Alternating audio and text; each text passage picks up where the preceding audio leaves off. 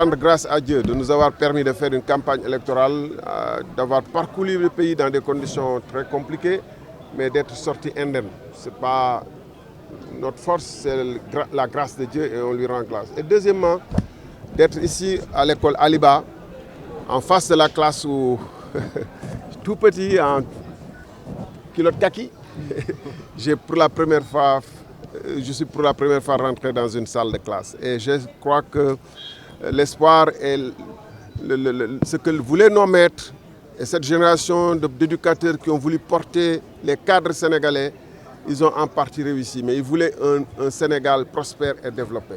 Et aujourd'hui, à tout le moins, le Sénégal est une démocratie vivante. Mais est-ce qu'elle est une démocratie vibrante où la nation s'exprime vraiment? Aujourd'hui, on le sera avec le taux de participation. Mais à ce que je vois, le taux de participation risque d'être faible. Nous appelons les Sénégalais en leur rappelant que c'est eux les propriétaires, les actionnaires, les commandeurs de cette nation. C'est eux qui décident de qui, après, portera la parole et les responsabilités. Et il n'y a aucun pays développé sans des institutions fortes comme l'Assemblée nationale, comme la justice. Nous savons que notre Assemblée nationale n'est pas forte, loin s'en faut.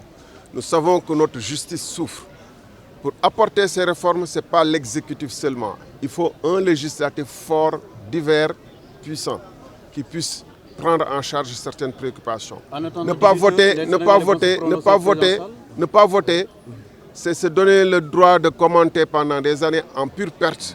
Parce que les commentaires dans les grandes places, sur les réseaux sociaux, dans les Warsakhalat, n'auront aucune incidence. Ce qui compte, c'est le choix qui sera fait aujourd'hui.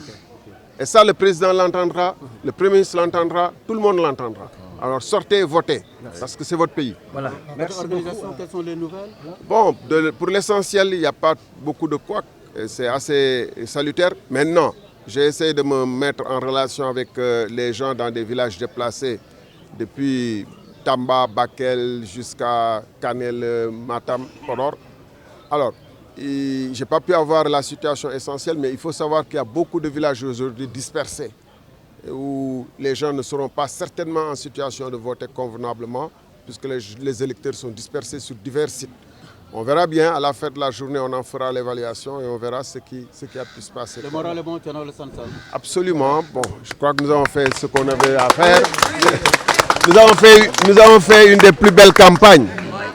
Et là, les Sénégalais le savent.